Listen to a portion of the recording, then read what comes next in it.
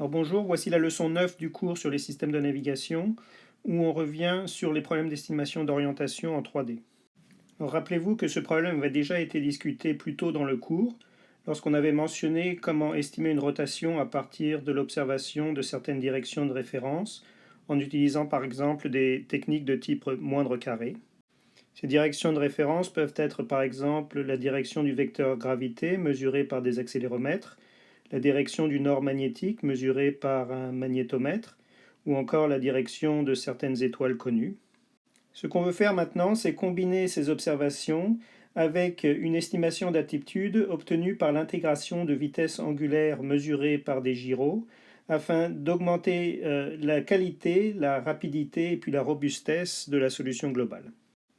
Notre problème donc va être d'estimer une matrice de rotation RBN, où B représente le référentiel B body ou véhicule, ou encore le référentiel de l'unité de mesure inertielle qui va contenir les gyros, et N est un référentiel de navigation, par exemple un référentiel NED.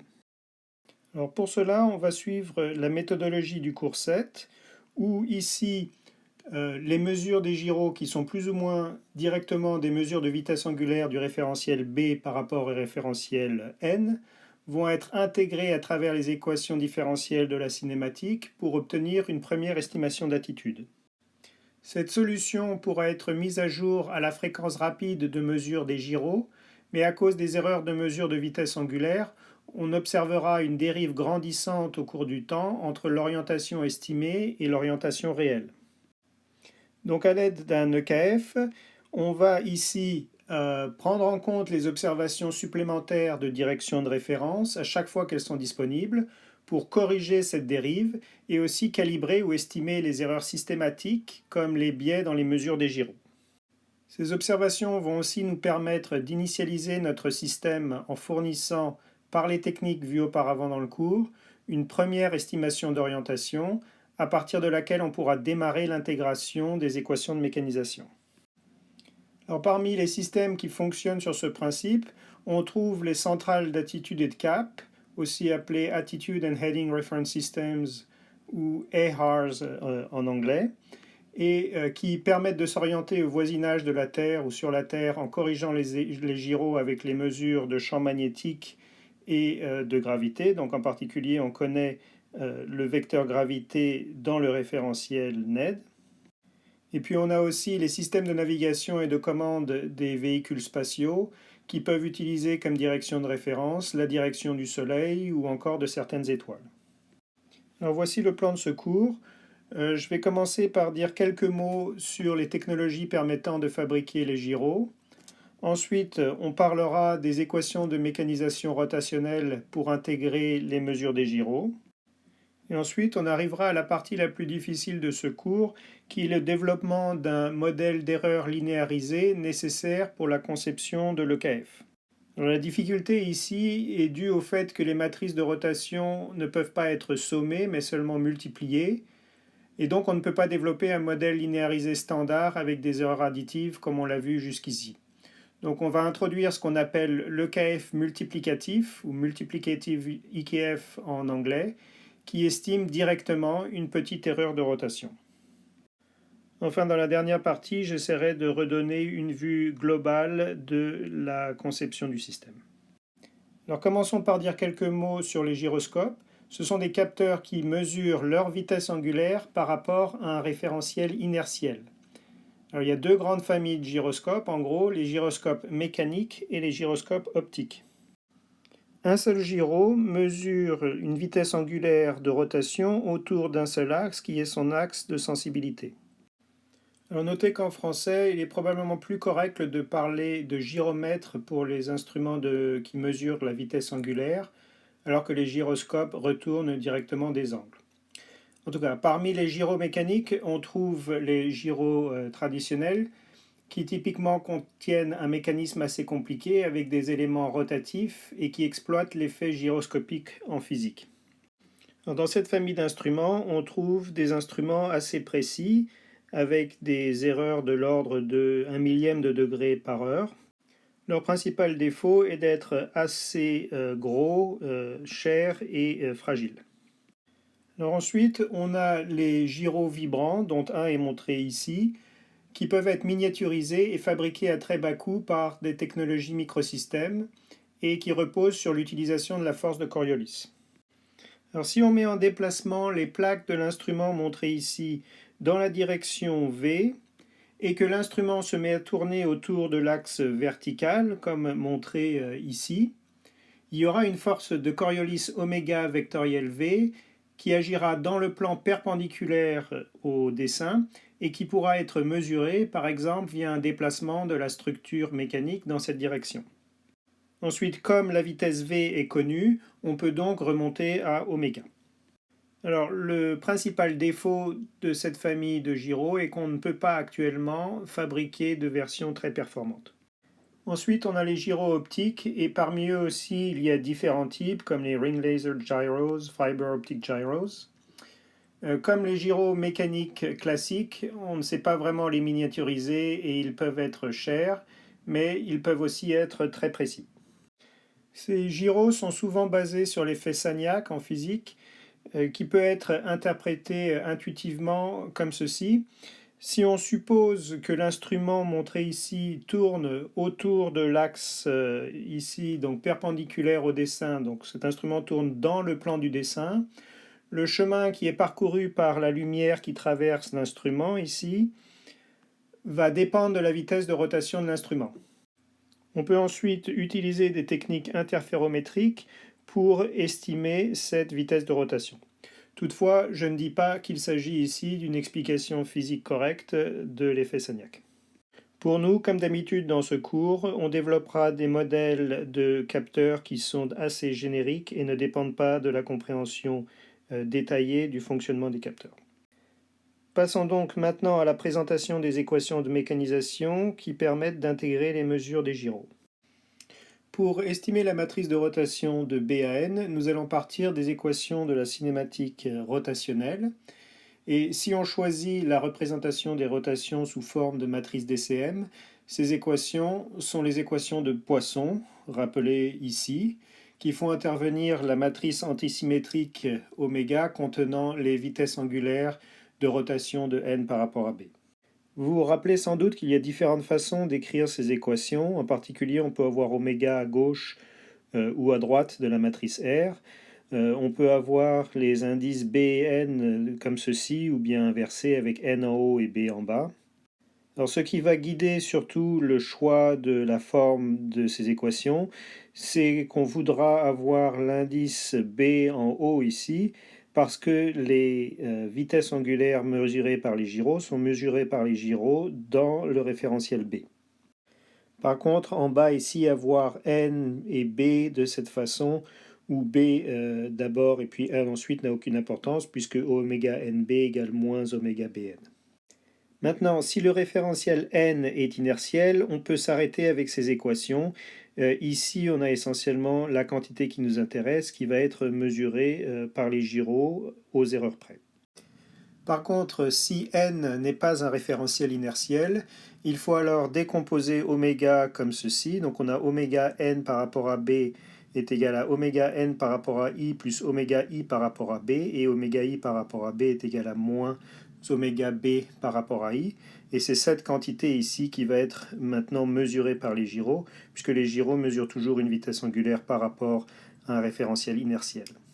Bien sûr, les gyros mesurent une vitesse angulaire dans leur propre référentiel instrument ou plateforme, et pour passer dans le référentiel B, il faudrait prémultiplier par une matrice de rotation entre le repère body et le repère plateforme.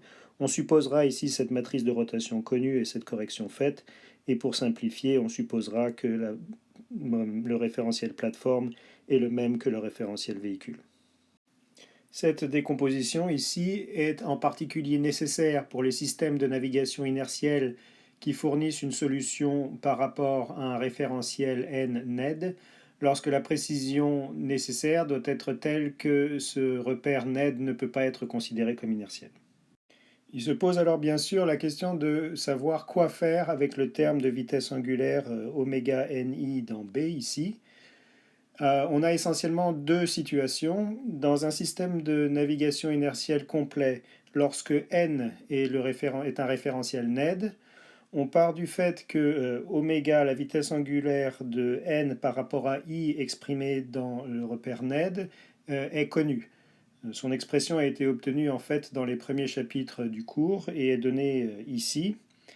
Cette expression fait intervenir la longitude et la latitude du centre du repère NED ainsi que la vitesse de déplacement du mobile.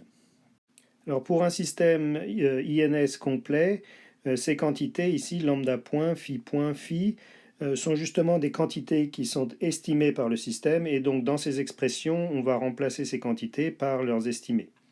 Même chose pour la matrice RBN ici qu'on va remplacer par son estimé. Par contre, pour une centrale d'attitude et de cap simple, donc qui ne fournit pas de solution de position, ces quantités ici ne sont pas connues et donc oméga ni n'est pas connu et ce qu'on va faire en fait c'est traiter oméga ni comme un terme de bruit supplémentaire qui va s'ajouter au bruit des gyros. Alors passons maintenant à la modélisation des mesures de nos capteurs. On suppose d'abord qu'on a 3 gyros dont les 3 axes sensibles sont alignés avec le référentiel B et donc qui mesurent la vitesse angulaire de B par rapport à I dans le repère B. Alors ces mesures sont perturbées par un terme d'erreur additif h oméga x oméga qui est linéaire en l'état x oméga du capteur qu'on va essayer d'estimer et puis perturbées aussi par un terme de bruit blanc qui contient toutes les erreurs restantes et dont on supposerait connue la densité de puissance spectrale.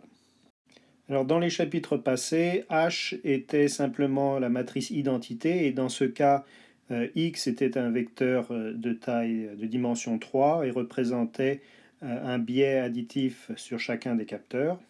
Mais plus généralement, en augmentant la taille du vecteur X ici et donc la largeur de H, il est en fait possible de modéliser diverses sources d'erreurs qu'on essaye d'estimer, comme par exemple des défauts d'alignement dans les axes des gyros. Alors je ne rentrerai pas plus dans les détails ici, il y a des références données sur le site du cours qui traitent de la modélisation des capteurs inertiels.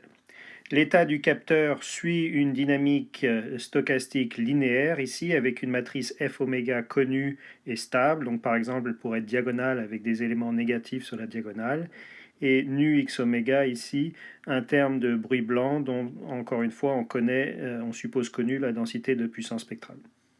Ensuite, on a des capteurs qui fournissent des observations de direction de référence pour corriger la dérive de la solution obtenue par intégration des gyros.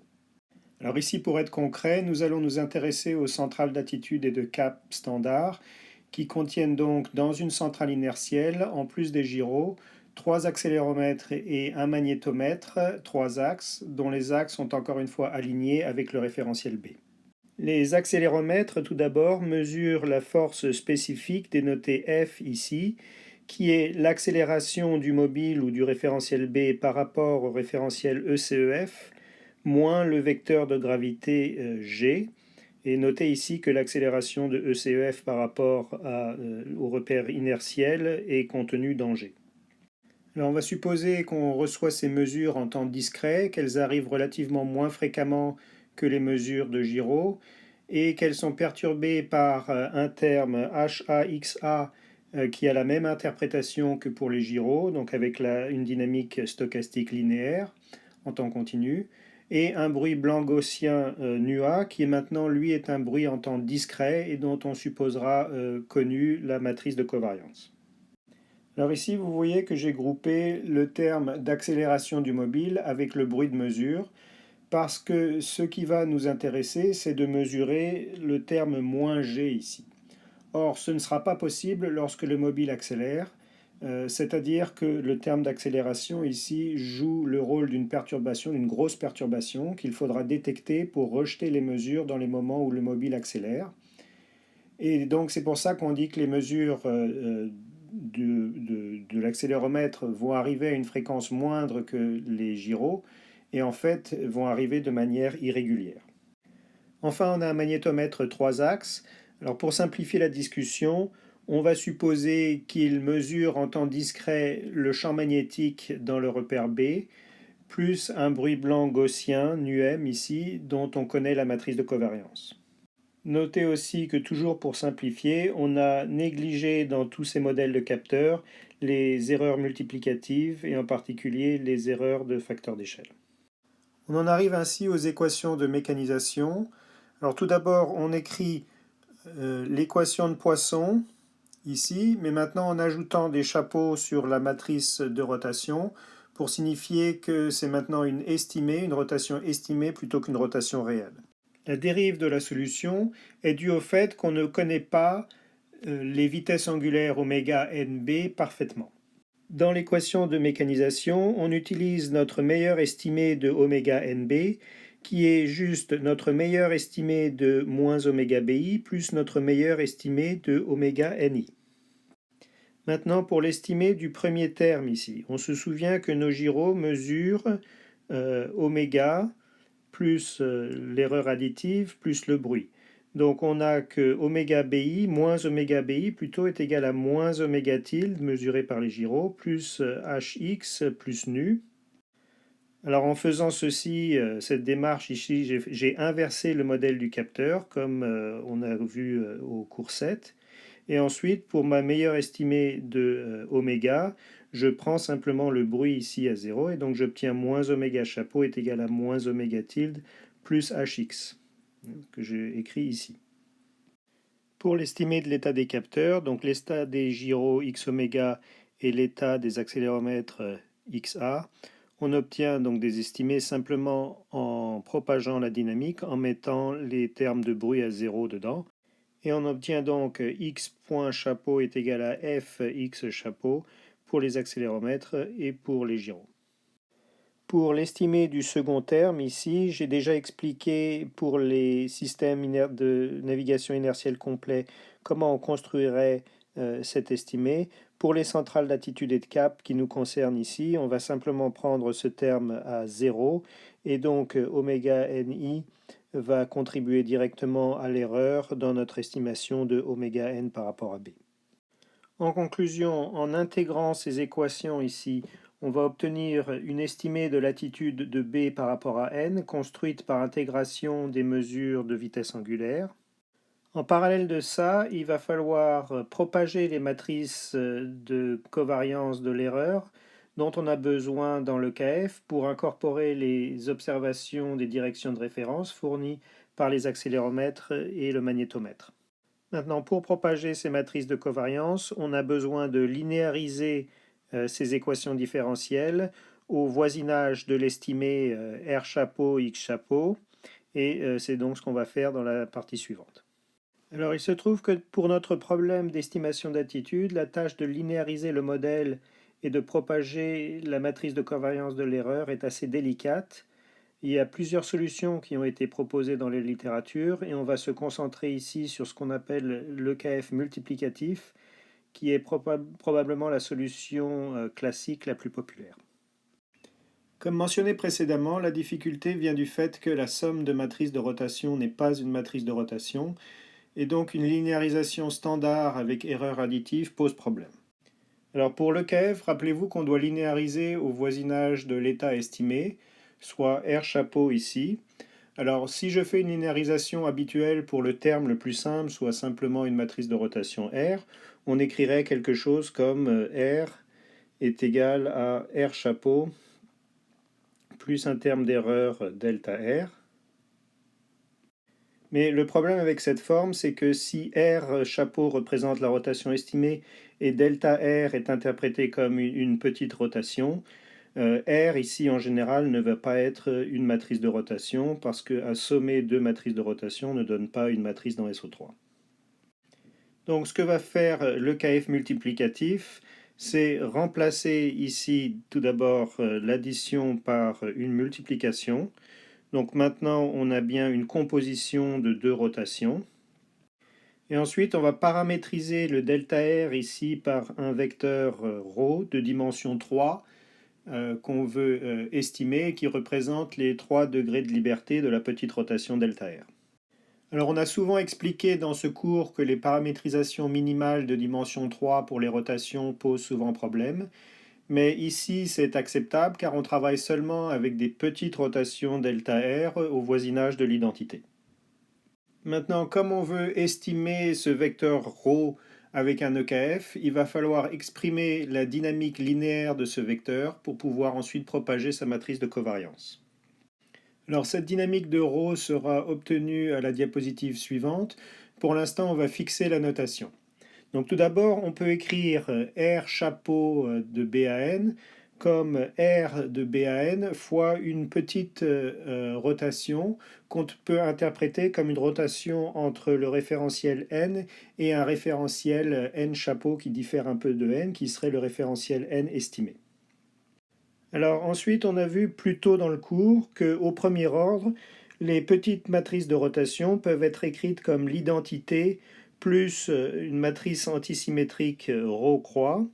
Et si ρ a comme coordonnées epsilon n, epsilon e, epsilon d, je vous rappelle que la matrice ρ croix est donc cette matrice où on met ici moins epsilon d, epsilon e, moins epsilon n, donc des zéros sur la diagonale, et puis comme la matrice doit être antisymétrique, on trouve les termes ici immédiatement, donc ce terme ici par exemple serait égal à plus epsilon d, ici moins epsilon e, et ici plus epsilon n.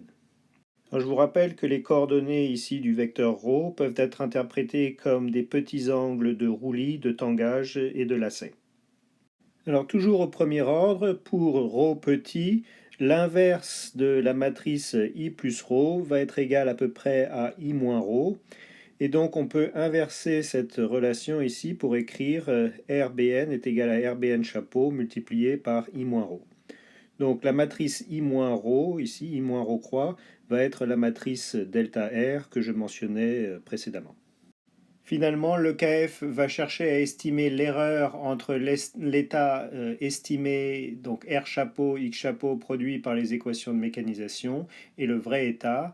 Et donc cette erreur a pour dimension 3 pour la partie rotation. Maintenant, dans cette diapositive et la suivante, on va obtenir la dynamique linéarisée de l'erreur de rotation ρ.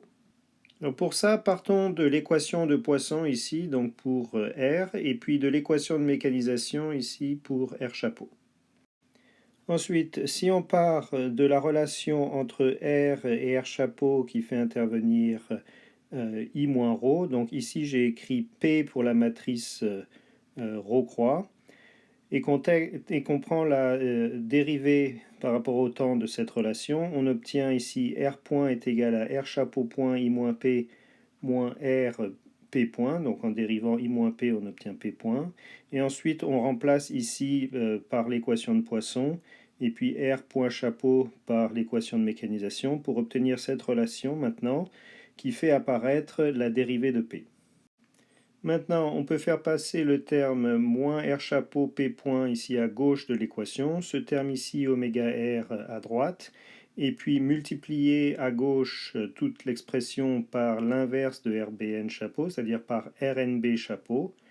Et pour obtenir donc P point est égal à RNB chapeau oméga chapeau RBN chapeau I moins P, donc ça c'est ce terme-ci multiplié à gauche par RNB chapeau, moins le terme ici multiplié à gauche par RNB chapeau.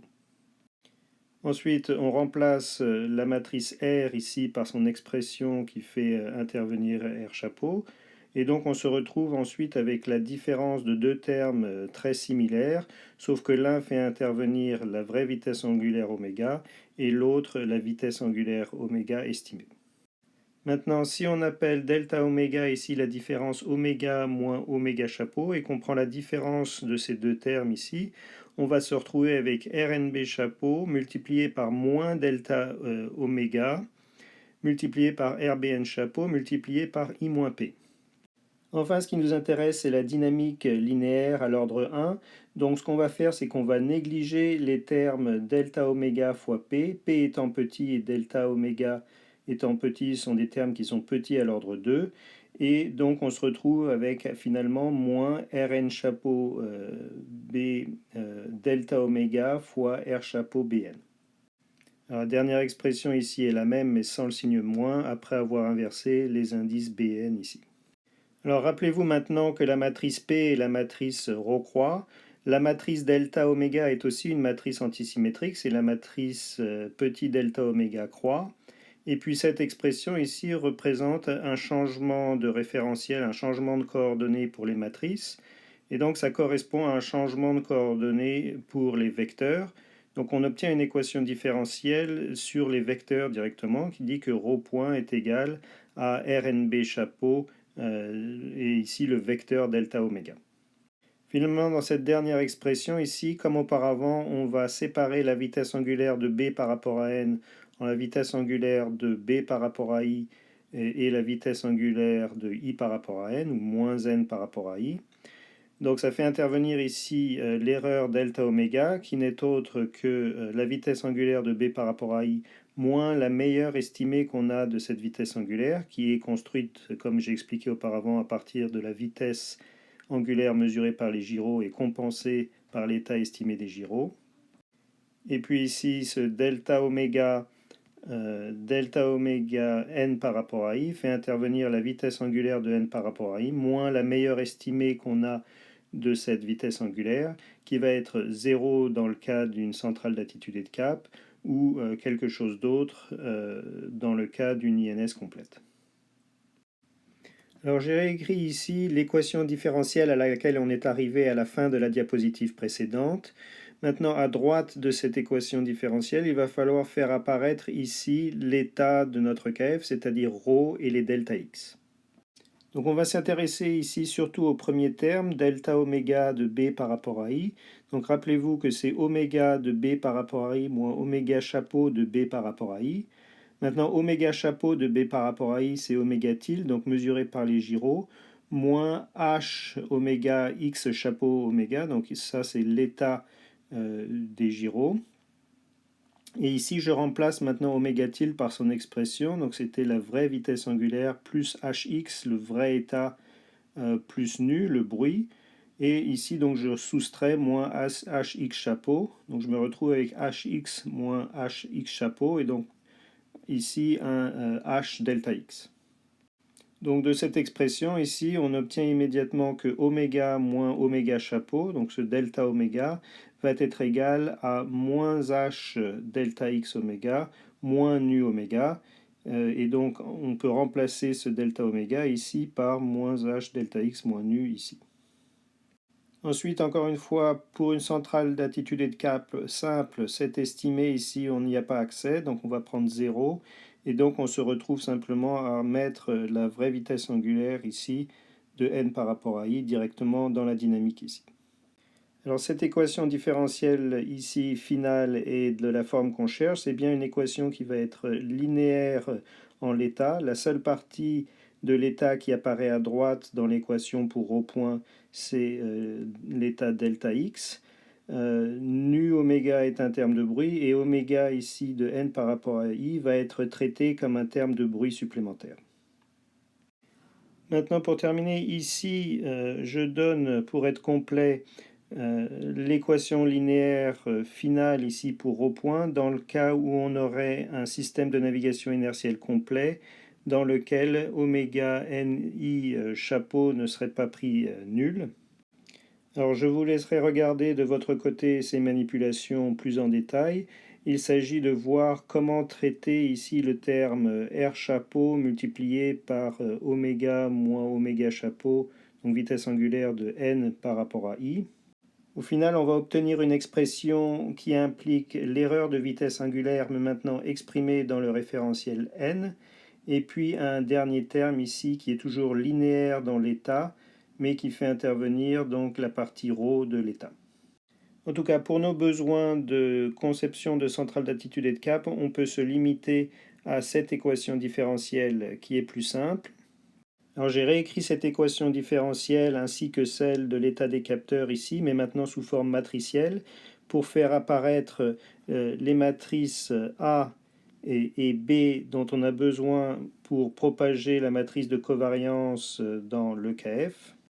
Donc on peut lire ici les équations différentielles. La première dit que ρ point est égal à moins R chapeau H oméga multiplié par delta X oméga, moins donc oméga ni dans le référentiel n moins R chapeau multiplié par nu oméga.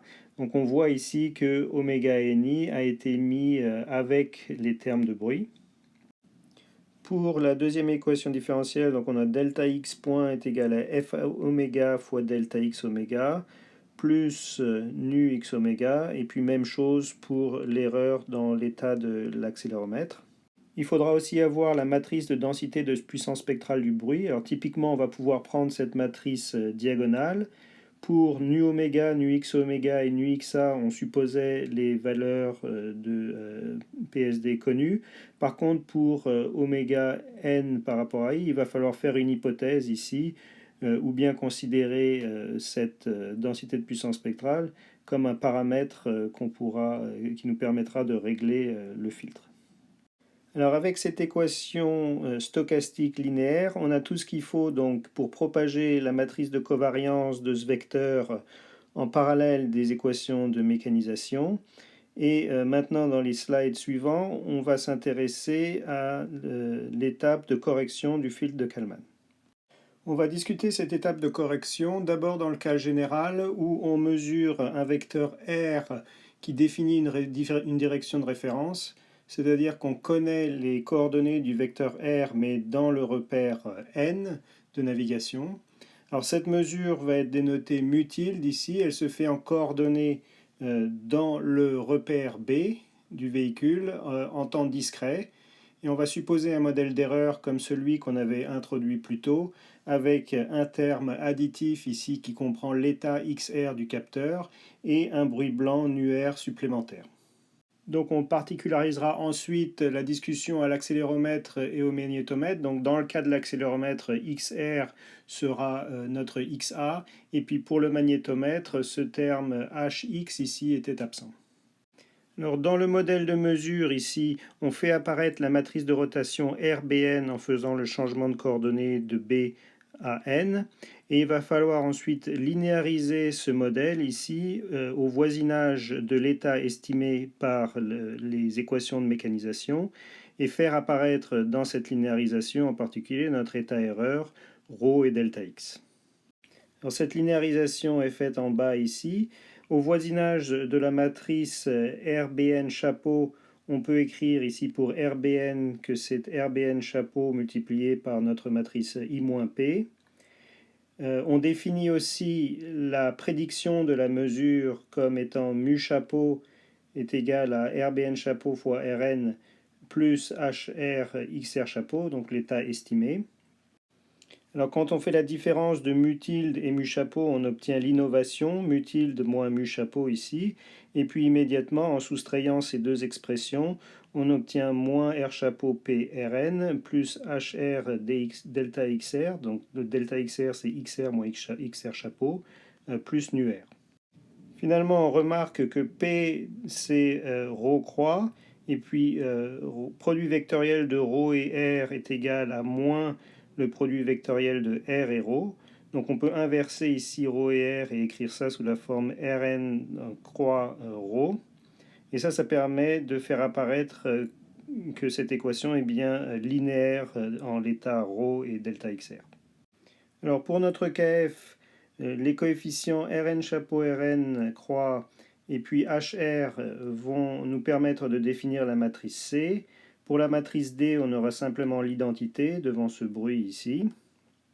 Alors ces matrices C et D seront nécessaires pour calculer le gain de Kalman K, et on multipliera ce gain ensuite par l'innovation qui est définie par ce delta mu. Alors il y a d'autres façons en fait d'implémenter l'étape de correction du filtre de Kalman.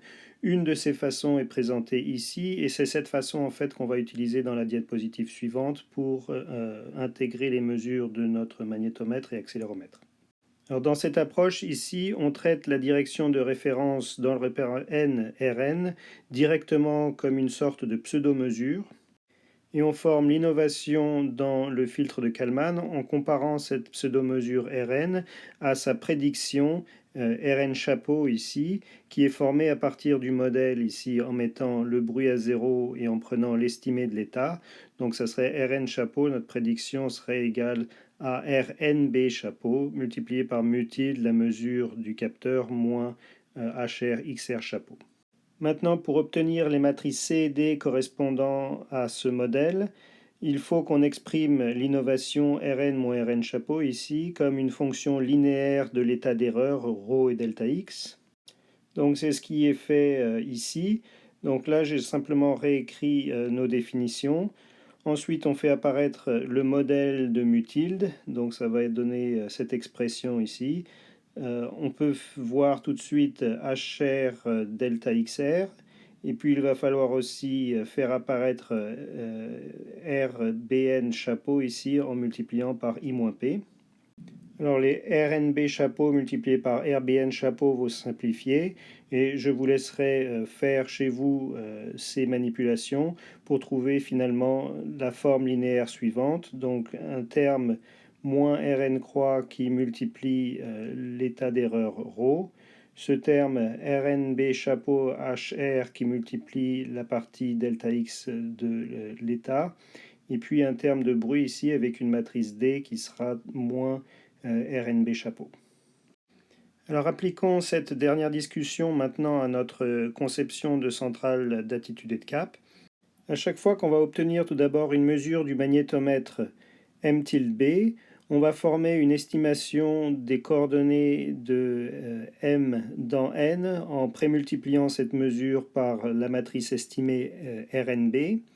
Et on va comparer cette quantité ici aux coordonnées connues de M dans N. Alors ceci va former donc l'innovation qui rentre dans l'équation de mise à jour de l'EKF et on exprime cette innovation à droite comme une forme linéaire de l'état d'erreur delta x. Alors cet état d'erreur pour mémoire donc contient ρ delta x oméga pour les gyros et delta x a pour les accéléromètres. Et cette formule ici est la formule de la diapositive précédente. Alors pour le calcul du gain de Kalman, cette matrice ici va jouer le rôle de la matrice C, et cette matrice ici, moins R chapeau, va être la matrice D. Alors il est utile de regarder le cas simple où au lieu d'avoir un magnétomètre 3 axes, on a un compas qui fournit une direction du nord directement. Donc dans ce cas, les coordonnées de M dans NED vont être un certain scalaire pour la première coordonnée, puis 0, 0. Quand on regarde la matrice moins M croix, on va avoir une matrice qui ne contient que des zéros sauf à deux endroits. Et quand on regarde la forme de cette matrice, elle nous dit par le deuxième rang que le magnétomètre fournit de l'information sur la troisième coordonnée de ρ, et par le dernier rang que le magnétomètre fournit aussi de l'information sur la deuxième entrée de ρ. Alors pour mémoire, la troisième entrée de ρ est l'erreur sur le lacet, ce qui est normal, et la deuxième entrée est l'erreur sur le tangage, donc ça nous dit que le magnétomètre nous permet aussi de corriger l'erreur sur le tangage. Par contre, le magnétomètre ne permet pas de corriger l'erreur sur le roulis. Donc on fait maintenant la même chose pour l'accéléromètre. On compare dans l'innovation les coordonnées du vecteur gravité dans le repère NED à leur prédiction G chapeau N. Et cette prédiction est construite ici en prenant moins la mesure de force spécifique faite par l'accéléromètre, en compensant par le biais estimé, donc XA chapeau ici est l'état estimé de l'accéléromètre, et puis en prémultipliant, donc en faisant le changement de coordonnées, en prémultipliant par la matrice de rotation estimée. Donc on suit ensuite la même approche qu'avant pour obtenir un modèle de l'innovation qui est linéaire en l'état d'erreur. On a la matrice moins Gn croix qui prend la forme donnée ici si on fait l'approximation que le vecteur gravité dans le repère NED est purement suivant l'axe Z. Et la seule différence ici est que le terme d'accélération du mobile qui entre dans la force spécifique se retrouve ici avec le bruit de mesure. Alors tout d'abord, cette matrice nous dit que l'accéléromètre donne de l'information sur la première et la deuxième coordonnée de l'erreur ρ, c'est-à-dire sur les erreurs de roulis et de tangage. Donc en ce sens, l'accéléromètre plus le magnétomètre nous permettent bien de mesurer et de corriger toutes les erreurs de rotation. Par contre, le terme d'accélération qu'on a mis comme perturbation ici avec le bruit ne peut pas être traité comme un bruit blanc. Il est en général beaucoup trop important et la mesure va être utilisable en fait seulement quand ce terme est absent. Alors une façon assez simple de détecter si le mobile est en accélération ou pas, c'est de prendre la norme de la mesure de l'accéléromètre, donc la norme de la force spécifique, et de la comparer à G. Si cette quantité est proche de 0, alors on a à peu près une mesure de G. Sinon, ça veut dire qu'on a de l'accélération et on ne tiendra pas compte de cette mesure. Pour conclure, je voudrais qu'on prenne quelques minutes pour revoir de manière plus globale le fonctionnement de notre estimateur d'attitude. L'intégration des équations de mécanisation nous fournit entre les mesures de magnétomètre et d'accéléromètre à tout instant une estimation de RBN grâce aux mesures des gyros. Alors au moment où on reçoit une de ces mesures de magnétomètre ou d'accéléromètre, on a donc une estimée RBN chapeau qu'on va dénoter en fait RBN chapeau moins, comme dans notre présentation du filtre de Kalman. C'est notre estimé juste avant la correction par le filtre. On peut interpréter l'EKF multiplicatif comme un filtre qui estime la paramétrisation ρ de la petite rotation I moins ρ croix entre la vraie matrice de rotation R et la matrice de rotation R chapeau estimée. Alors, entre les mesures de magnétomètre ou d'accéléromètre, notre meilleur estimé de R, c'est simplement R chapeau, donc notre meilleur estimé de ρ, c'est simplement 0. En d'autres termes, dans notre notation de filtre de Kalman, au moment de l'étape de correction, on peut dire que notre variable ρ chapeau moins serait simplement 0. Cet estimé de l'erreur ρ-chapeau va pouvoir être mis à jour par contre au moment où on reçoit une mesure soit du magnétomètre, soit de l'accéléromètre. Pour cela, on va former l'innovation Rn moins Rn chapeau comme expliqué auparavant. On va multiplier par le gain de Kalman et ça va nous donner donc une mise à jour de notre estimation d'erreur qu'on dénote aussi ρ-chapeau plus. Alors une autre façon de faire, c'est de former l'innovation directement à partir des mesures des capteurs et de multiplier par un gain K qui sera ici différent de celui-ci. Alors une fois qu'on a mis à jour notre estimation de l'erreur, on va pouvoir ensuite mettre à jour l'estimation de la matrice de rotation elle-même, donc en multipliant R chapeau moins par la nouvelle matrice d'erreur estimée pour obtenir ce qu'on va appeler R chapeau plus ici. À partir de là, on va pouvoir redémarrer l'intégration des équations de mécanisation en partant de R chapeau plus maintenant, et puis remettre ρ à 0 pendant ce temps-là, jusqu'à la prochaine fois qu'on recevra une mesure d'accéléromètre ou de magnétomètre. Alors en parallèle de tout ça, il faut aussi bien sûr mettre à jour l'estimation de l'état des capteurs x oméga et xa. Alors notez aussi que lors de cette étape de mise à jour, lors de ce calcul en particulier, comme I moins ρ chapeau n'est pas exactement une matrice de rotation, en faisant ce produit, en fait, on obtient un R chapeau plus qui n'est pas exactement une matrice de rotation. Alors, tant que l'erreur est petite, ce n'est peut-être pas trop grave, mais périodiquement, il faudra aussi renormaliser R chapeau en projetant sur SO3, comme expliqué dans un cours précédent. Finalement, au démarrage de notre système, il faut qu'on obtienne une première estimation d'attitude qui permettra d'initialiser l'intégration des équations de mécanisation. Pour cela, on va typiquement laisser la plateforme en repos quelques secondes et utiliser la méthode vue dans un cours précédent pour estimer l'attitude à partir de la mesure de direction de référence à l'aide de techniques de moindre carré et de projection sur SO3. Maintenir la plateforme au repos suffisamment longtemps permettra de moyenner le bruit des capteurs, donc magnétomètre et accéléromètre pour notre centrale d'attitude et de cap, avant de résoudre ce problème d'estimation d'orientation. Et ça permettra aussi d'obtenir une première estimation des biais des capteurs, y compris des gyros, puisque pendant cette période, ils sont censés mesurer juste la vitesse angulaire de n par rapport à i. Alors ceci conclut ce que je voulais couvrir pour l'estimation d'attitude en 3D. Pour des détails supplémentaires, vous pouvez, comme d'habitude, vous référer aux notes de cours. Et avec ces éléments, vous êtes aussi maintenant bien préparé pour passer à l'étude de la navigation inertielle complète en 3D qui ajoute le problème d'estimation de position en plus de l'attitude. Une bonne estimation d'attitude est en fait cruciale pour l'estimation de position par navigation inertielle, en tout cas au voisinage de la Terre. La raison est que bien qu'on cherche à estimer la position par double intégration de l'accélération, les accéléromètres mesurent en fait une force spécifique, c'est-à-dire l'accélération moins le vecteur g dans le référentiel b. Pour pouvoir compenser ce terme moins g et estimer donc l'accélération, il est nécessaire de faire une rotation dans le référentiel n, ce qui est fait en utilisant l'estimé fourni par la centrale d'attitude et de cap.